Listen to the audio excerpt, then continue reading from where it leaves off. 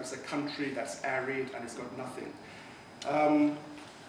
The US Geological Society very helpfully did a survey in 2002 and found that there were 1,000 mines and deposits in that country. It has copper, gold, iron, gypsum, which you use for cement manufacture, rare metals, including things like cobalt, which you use in mobile phones, and natural gas.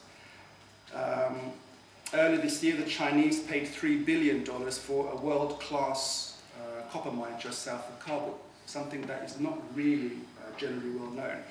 Less well known as well is that the British, with the British Afghanistan Advisory Service, has been very helpfully with the Asian Development Bank in USAID, privatizing everything.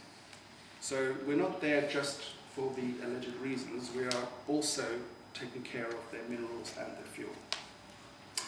Reason number 3, I'd say, is what I would call a subcontinental agenda, which is the India subcontinent. As I said, we've heard about the ap5 war. Since 1947, there's been something called the Indo-Pak conflict. India and Pakistan have been fighting for years. In 1947, Pakistan, which was an artificial construct, there was no such thing before, meant East Pakistan and West Pakistan. In 1971, East Pakistan split after a war where India was involved and became Bangladesh, and the western half simply remained as Pakistan. That nearly split in the 1970s when the Baluchistan tried to rebel. The army felt very vulnerable against India and wanted to hold on to what they had left. So what they looked for was something which the generals called strategic depth, and that came in terms of Afghanistan. And since then, Delhi and Islamabad have been competing in Afghanistan for that very reason. I will move quickly. One thing I want you to think about is this is a very, very complicated thing where Kashmir, the northwest frontier province in Afghanistan, are merging into one, where there is continuous warfare there. And with India and Pakistan involved in there, it has its own dynamic, even if the British and Americans are no longer there. I will whiz through it really. Okay, we have a religious angle as well. The Wahhabi Saudis, they have been, which again we don't mention very much, they have been in there promoting the Taliban. And of course we've got Iran and how to surround Iran and decide where their oil reserves and gas reserves go. I'm going to have to really just go through this quickly. The reasons we hear about why we're there is A, reaction to September 11, 2001. My response to that is yes, that's true. But then it was when there were clear Saudi involvement in 9/11, why did we not do anything about that? Number 2, why did we send only 15,000 troops to Afghanistan, 150,000 to Iraq? And the July 2005 bombers came from Yorkshire, not from Afghanistan, in London. Regarding drug eradication, the UN said there's been a recent success. Well, if you read between the headlines, we've only gone back to 2006 levels, and there are 2-year supply of opium hidden away in Afghanistan, so I'm not sure about that. Third one is build a liberal democratic state. If that's the case, why did we ignore Afghanistan after the Soviets withdrew in the 1990s? We could have done it then. And again, why did we let them down after 2001? We didn't do anything substantial in terms of developing that country. Only now we're talking about it.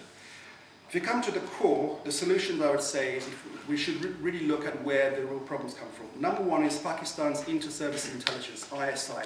They're the ones who have trained the Taliban. Number 2 is the Saudi regime, which has financed it. And if we have leverage on both, we're not using it.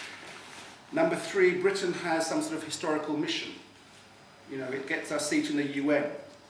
Well, we don't need the gas in that region. We don't need to be there. I understand the compulsions of why we're there, but it doesn't make sense in the 21st century.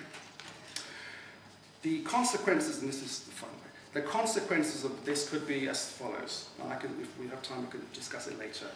The balkanization of the region. In other words, Afghanistan could split into 2. There are 30 million Pashtuns in Afghanistan and 26 million in Pakistan. They could quite easily split. Baluchistan, which is a province in western Pakistan, has more copper than Chile and has got massive gold and oil and gas resources. The Americans could quite easily take that. We could have an agreement with the good, so-called good Taliban and have the energy multinationals go into Afghanistan again. Misery for the population. We could have a Somalia, complete failed state. We could have a withdrawal, as in Vietnam. When Britain was not involved, but when the US retreated from Vietnam, I'm not talking about Cambodia, in Vietnam, the world survived. And we could quite easily survive again. What should be our exit strategy? We should have a grand bargain between NATO and the Shanghai Cooperation Organization. Having the UN going there is fine, and that's far more preferable than NATO, but someone has to enforce that agreement. Most UN troops come from 2 Asian countries, Bangladesh and Pakistan. They cannot go in there unless the regional countries agree. So there has to be some sort of grand bargain. Number 2, we must withdraw our armies. Number 3, we've got to downgrade what I would call our aggressive foreign policy. Number 4, we need to cool it with Iran, because they have to be brought into the regional solution. We're worried about the nuclear arms, yet we do nothing about Pakistan and India, who are our allies, who have nuclear weapons, but Iran does not yet do so. And number 5, we should withdraw support from the Pakistani military elite, not from Pakistan, and certainly divert that to economic assistance for the population. My final point is this.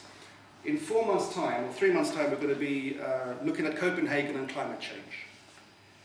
Everything that's been done in Afghanistan and Pakistan has got nothing to do with climate change and is actually against it. We're talking about